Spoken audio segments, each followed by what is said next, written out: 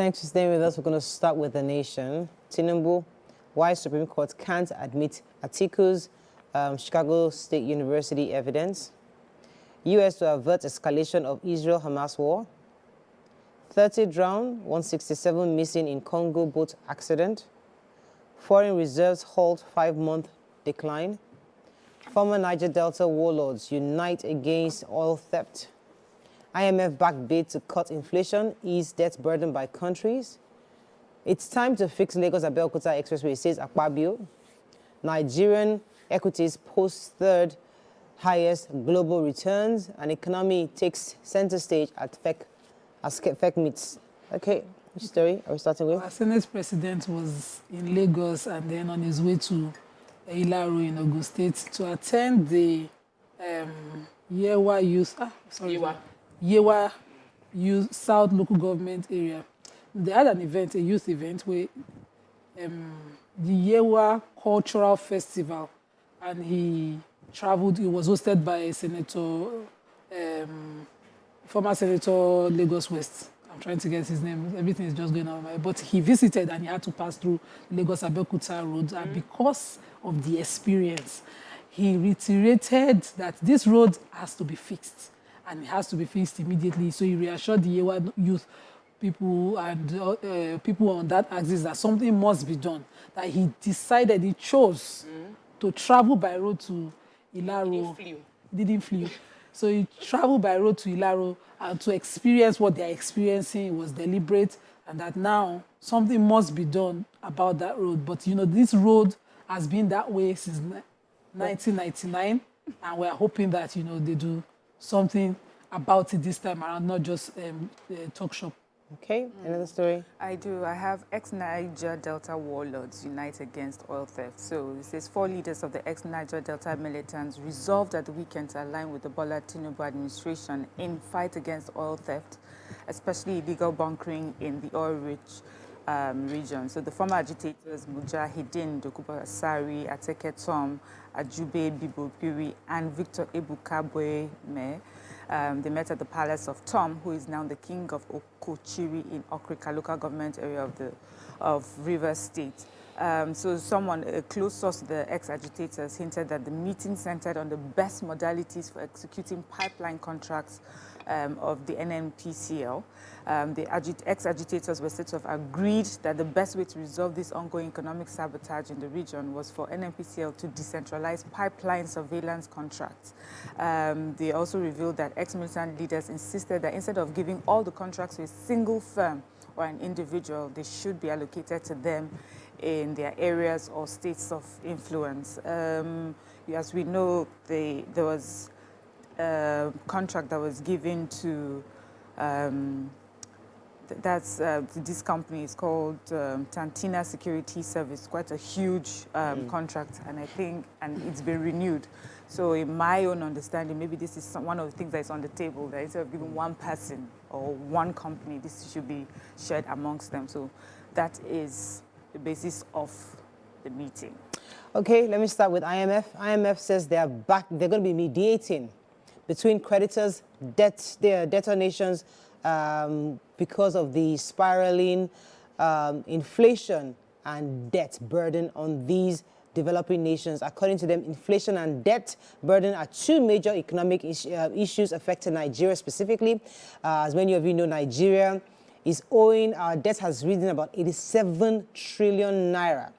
And even the NBS, as the National Bureau of Statistics, today will be is expected to announce a spike in our inflation rate from 25.8% to 27%. So these are the 2 key issues that IMF is willing to mediate with to see how they can do, what we can do to get these things reduced across board. There was a meeting that was held at, it was the global, I think it was, I'm trying to see where the meeting was held here, but I don't have the exact information. But however, the meeting was held and this conversation is happening, and our Minister of Finance was also there.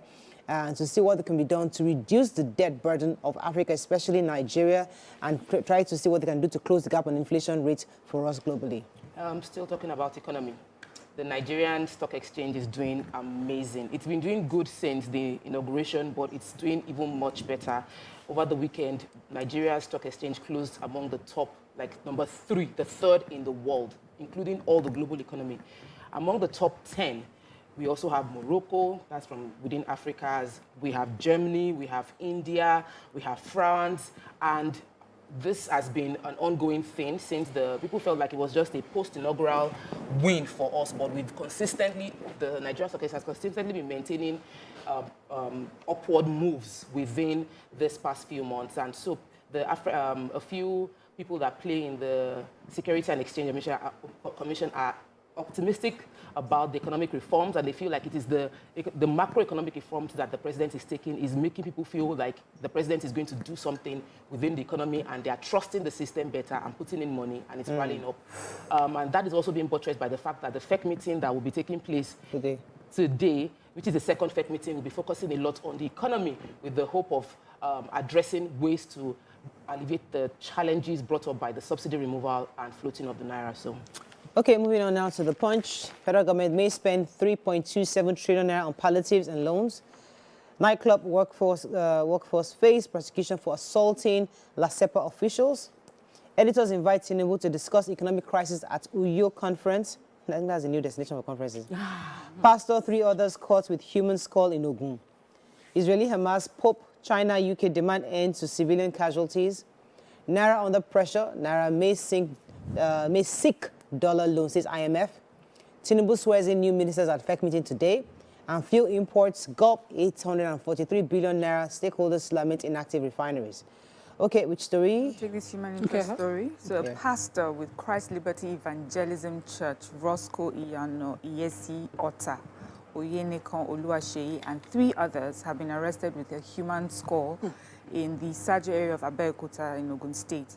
So they said that this pastor and then 3 others, a 30-year-old Ibrahim Agbowewe, 40-year-old Suleiman Ogunbunmi, and 57-year-old Gafari Akinsanya were arrested by police members. The police had gotten a tip-off that, the people in the area said they had, seen some suspicious activity and movement by these people, and immediately police was able to use the intelligence to storm the area, and they arrested them. The police also confirmed that the 4 of them confessed to having so when they were arrested, they found them with a skull, a human skull, 1 big calabash, a black Toyota Camry car, ram, and, where some of the things recovered.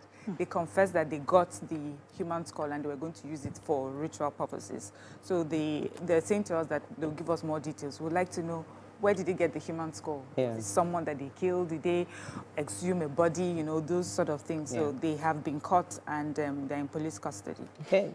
I have a nightclub story. So Lagos State Commissioner for Environment and Water Resources, Tokunbo Wahab, has vowed that the 11 employees of a particular nightclub, 10 Ports nightclub on Admiralty Way in Lekki, who beat up staff of the ministry when they came to seal up their club. They chose the 11 staff. So they had gone to seal up around 11 a.m. in the morning. And by the time they resumed for opening, they went on and broke the seal and opened up their club and continued with business as usual. So when the LASEPA operatives returned to the club and tried to reseal, they gave them. They gave them. And so they had to reinforce and then arrest all 11 of them. And they have said they will arraign them in court for appropriate action to be taken on them. I love the fact that, they were able to immediately arrest, not that they will go and be talking on. Speaking English. So this ministry is certainly ready for action. This commissioner specifically is ready. The guy is like in the papers back to back. I've seen him on Twitter, I've seen him on papers. I'm like, I want to see what's going on? It was as if they just unleashed. Because you see, in Nigeria, we can break the law and build. When we now build, we say, why do you want to waste? Yeah. But you're now causing hardship. There's a house right now sitting on the drainage in my community. That only person, one human being, flooding everybody's house regularly, and she doesn't. And I just don't see that. So I'm happy that this commissioner is doesn't. So the law has to. I've always asked, where is the town planners, local government? I've always been screaming. I just wish that there's compensation to the LASEPA staff that were beaten. I know those people were just doing their job. Let the court rule.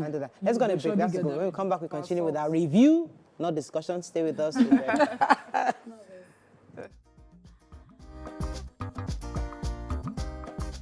Stay tuned. Your View will be right back.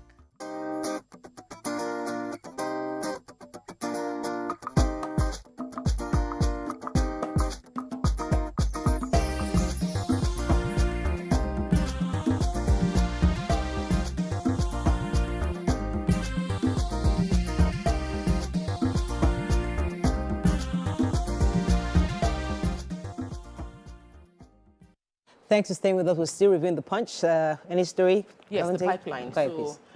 fuel, actually, the Nigerian National Petroleum Company Limited has spent about 843 billion naira monthly on importation of PMS.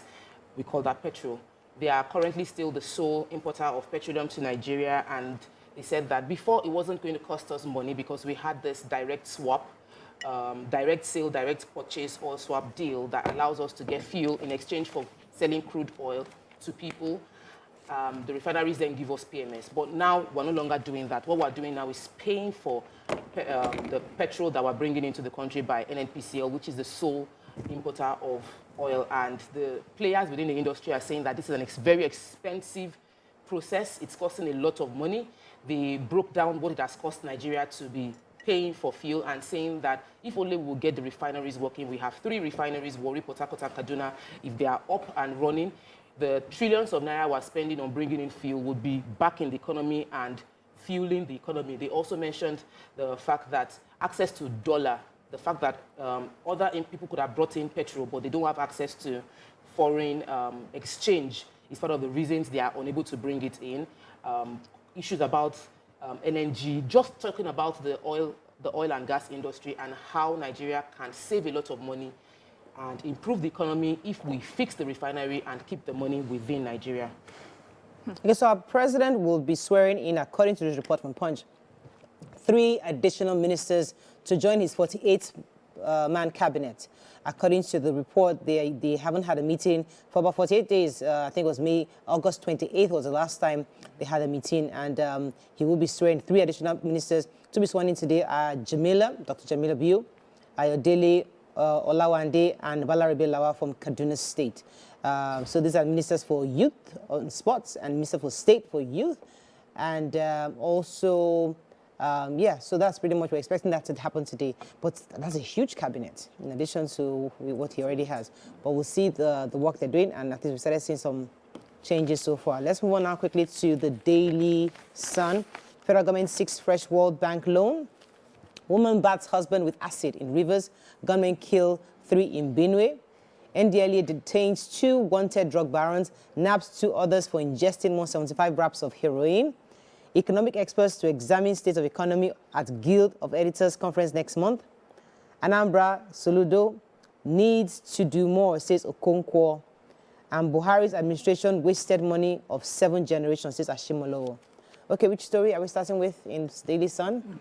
Okay, the experts warn federal government, or the federal government is taking $1.5 billion loan. So it's not news that we're getting this World Bank $1.5 billion loan, but now we have everybody talking. So a former commissioner of finance, Imo State, Professor Uche Waleke, was advising the federal government to ensure that this money support loan is channeled into capital expenditure and not recurrent. They said that although it's a long-term loan with easy repayment, but we should use the monies for the right thing.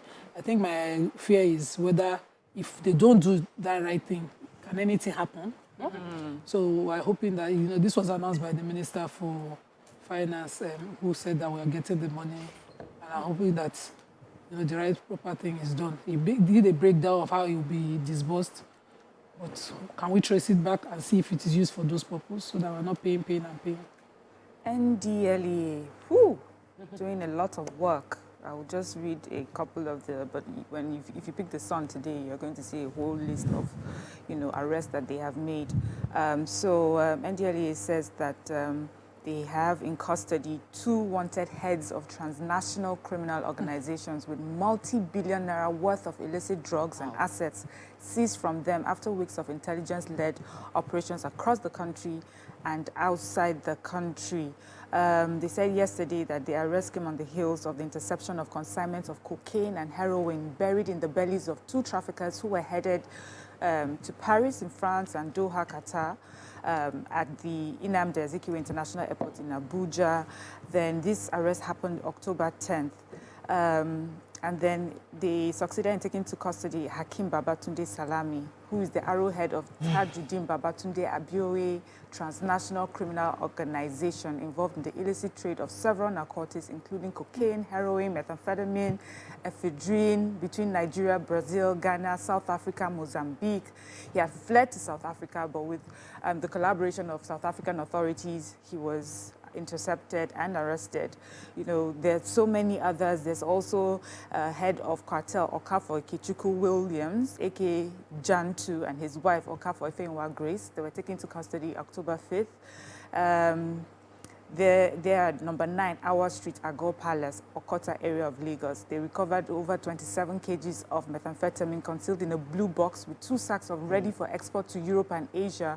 Their properties were also seized in, in interrogation. It was also an intelligence-led operations that led to the arrest. And so many others, monies that were put in buses on the Okene Road, NDLEA intercepted that. So just a lot of work. All right.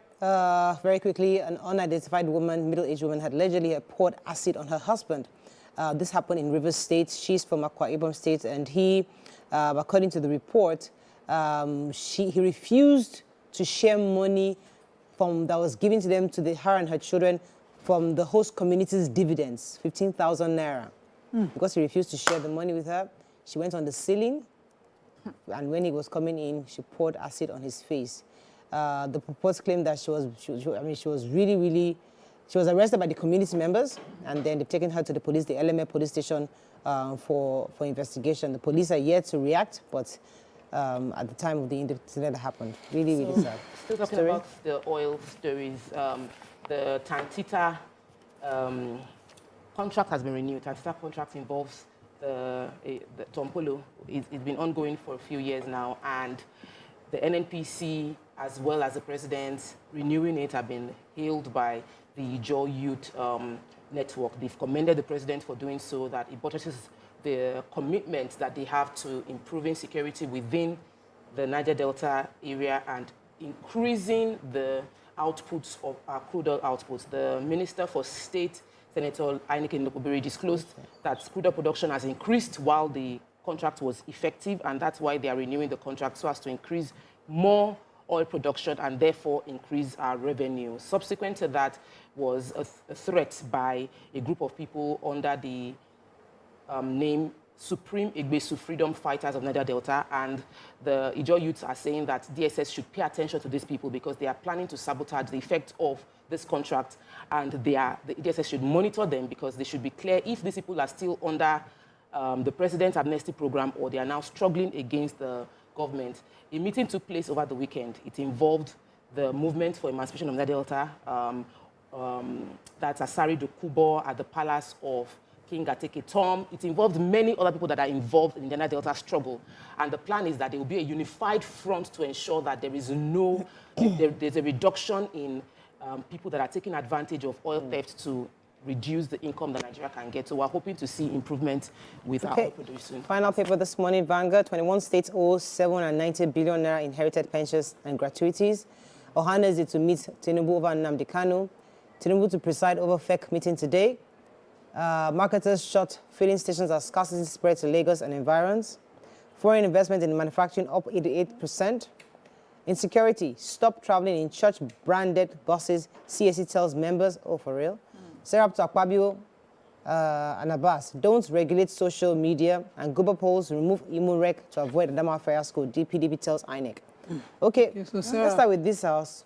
Okay, go ahead. Go on. The CSE buses? Okay, CSE buses, yeah.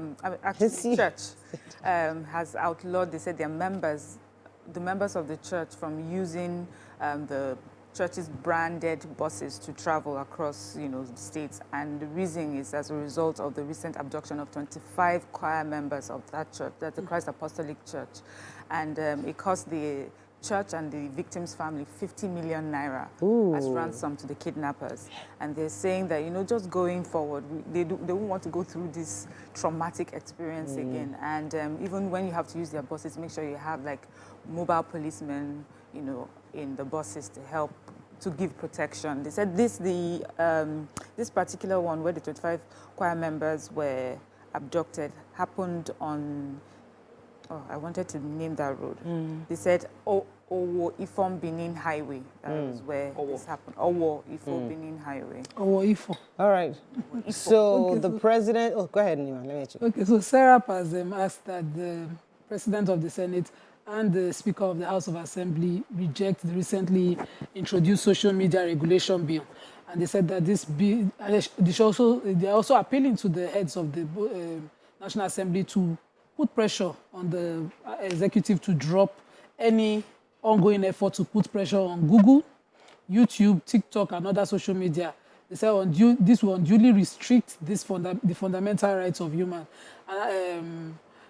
I'm going to just appeal to Sarah because let's leave all the details. They don't live in Nigeria, obviously, because I don't They know. We all know that, you know. When we're having the social media... Can we see the details of the bill before we say just kill the bill? Exactly. Because we must put sanity to this. Absolutely. There needs to be sanity. Anyway, that's the president of Ohaneze Ndigbo, that's Iyana Iyesi, has gone to visit the Supreme Council of Nigeria Traditional Rulers in the Southeast chapter. He was speaking with His Royal Majesty Eze Ihianchukwu Nwokena, was saying that he was going to go see the president and he's going to see specifically for the release of Nnamdi Kanu, Mazi Nnamdi Kanu. According to him, there's some persons using Kanu's name and his incarceration to perpetrate crimes in the Southeast region, saying that they are only after selfish reasons. So they're using Kanu's incarceration to propagate evil in Southeast. So he's saying that he's going to go and try to appeal to the president to release Nnamdi Kanu so that these will have no reason, they have no justification to be causing mayhem and unrest in the Southeast. And they are asking for His Royal Majesty's support and backing as they go to see the president on this critical issue. We have to wrap up final story on economy that I've been taking since morning. There seems to be a lot of good news, and I know that people will feel they did not get to them, but statistics is showing that there's been an 88% increase in foreign investment into manufacturing. A total of $861 million have come in, which is 8% higher than what was projected to come in. And the Manufacturers Association of Nigeria have reported the increase in local manufacturing sector, and they're attributing this to seemingly the fact that it might be because the naira has depreciated, so foreign people are feeling like their money will have more value and be able to have more impact on ground. Whichever way, it's a good news that we're having more FDI coming in, and we're hoping to see more. Okay, before I run off, let me just mention concerning the Lekki-Shangotedo Expressway that I talked about during the banter. So I have information here saying that there was actually an accident. A truck fell over on Friday morning, early in the morning, and that's what caused that gridlock many of you experienced, because we saw lots of videos going viral concerning the gridlock that happened in that expressway. So the government says they are fully aware of the traffic and they are also expanding the roads. So we should please bear with us. We also have to be responsible in making sure that we follow the detour. But when trucks fall over or when there's an accident, that's where the issue is. And hopefully the security officers in that area will try to find a way to expedite the removal of these falling trucks or accidental trucks so that we don't have too much gridlock. But the government is aware and they've apologized and say you should bear with them for this season. Let's go on a break. When we come back, move on to the next segment. Stay with us. We'll be right back.